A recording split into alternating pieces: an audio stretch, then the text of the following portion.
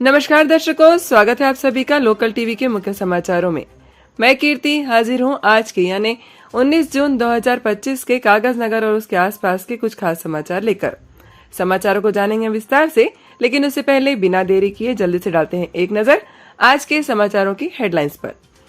अंतर्राष्ट्रीय योग दिवस, ओपन यूनिवर्सिटी में एडमिशन शुरू, दिन दहाड़े चोरी, भू भारती, दुकानों की चेकिंग, कचरा, स्कूल में तोड़फोड़, मिल गई इंदिरामा, चेक का इंतजार। तो ये थे दर्शकों समाचारों की हेडलाइंस। अब जानते हैं समाचारों को विस्तार से। तो चलिए दर्शकों, शुरुआत करते हैं आज की पहली खबर से। परसों यानी 21 जून को पड़ता है अंतर्राष्ट्रीय योग दिवस।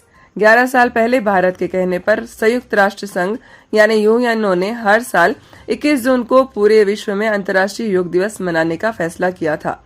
इस बार भी पूरी दुनिया एक साथ 21 जून को योग करती दिखाई देगी।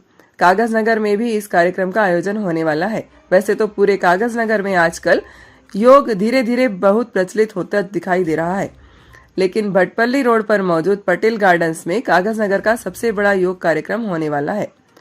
पटेल गार्डन्स में सुबह 6 बजे से लेकर 8 बजे तक यह कार्यक्रम चलेगा। भारत स्वाभिमान ट्रस्ट और पतंजलि योग समिति मिलकर इस कार्यक्रम को आयोजित करने वाले हैं। कार्यक्रम में जाने से पहले ये सुनिश्चित कर लें कि आपको जाते समय खाली पेट जाना है, कुछ खाकर नहीं जाना है। हल्के कपड़े पहनकर जाएं, कुर्ता पैजामा, ट्रैक सूट, सलवार सूट ये सब पहनकर जाएं। हो सके तो अपने साथ खुद की एक योग मैट ले जाएं और एक छोटा टॉवेल, पानी की बोतल भी साथ ले जाएं। इसके अलावा आप अपने आस पड़ोस में आयोजित हो रहे योग दिवस कार्यक्रम में भी शामिल हो सकते हैं। कामकाजी लोगों को पढ़ाई करने कॉलेज जाने की फुर्सत नहीं मिलती है। ऐसे में बहुत से लोग ओपन यूनिवर्सिटी में एडमिशन लेकर काम करते हुए पढ़ाई कर सकते हैं। तेलंगाना के सरकारी विश्वविद्यालय doctor BR Ambedkar open university में एडमिशन का प्रोसेस शुरू हो चुका है। यदि आप भी एडमिशन लेना चाहते हैं तो BRAOU ऑनलाइन वेबसाइट पर जाकर अपना रजिस्ट्रेशन करवा सकते हैं।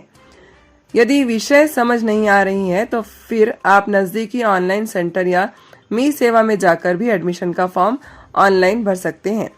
फॉर्म भरने के बाद उसकी एक प्रिंट आउट के साथ साथ अपने सर्टिफिकेट लेकर उसके जेरोक्स के साथ आपको कागज नगर के डिग्री कॉलेज पर जाना है। वहां जाकर आपको BR अम्बेडकर ओपन यूनिवर्सिटी के कार्यालय में ये सब जमा करना है।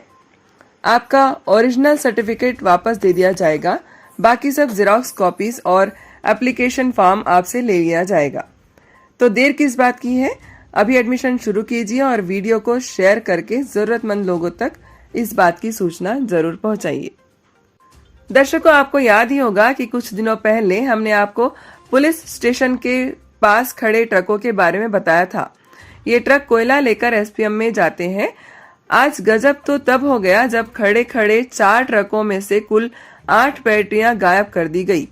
जी हाँ दोस्तों, पुलिस स्टेशन के सामने में ऐसी चोरी की वारदात हो गई है। अब ये ट्रक मालिक परेशान है। दिन दहाड़े कोतवाली के सामने चोरी हो जाना सच में आश्चर्यजनक बात है। इस पर आपका क्या कहना है, हमें कमेंट में जरूर बताइए। कल यानी 20 तारीख को भू भारती सर्वे खत्म हो जाएगा। उसके बाद आपको सभी ऑफिसर समय पर तहसीलदार कार्यालय में दिखाई देने लगेंगे। दरअसल अब भी तहसीलदार ऑफिस के सभी ऑफिसर भू भारती सर्वे में लगे हुए हैं। ये सर्वे कागज नगर मंडल में 13 तारीख से 20 तारीख तक रखा गया था।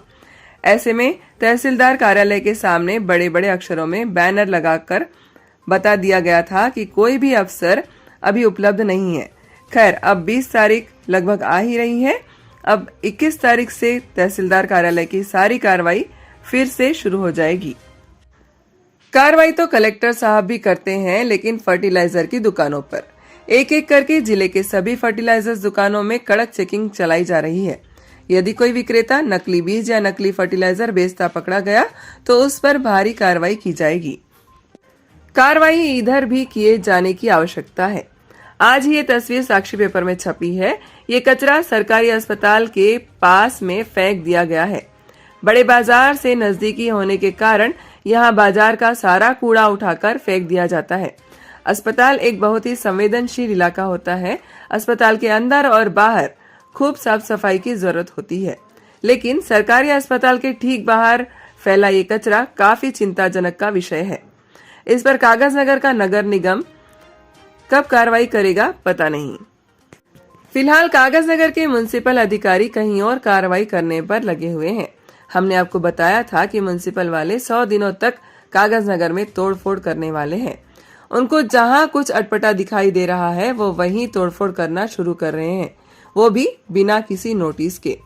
Town planning officer Yashwant Kumar ji और बल्दिया के कमिश्नर अंजया कुमार जी आज बुलडोजर लेकर पहुंच गए वीआईपी स्कूल में। वहां उन्हें नाले के पास कुछ क्लासरूम्स बने दिखाई दिए। सीधे बुलडोजर चला के क्लासरूम्स को नस्ते नाबूद कर दिया गया।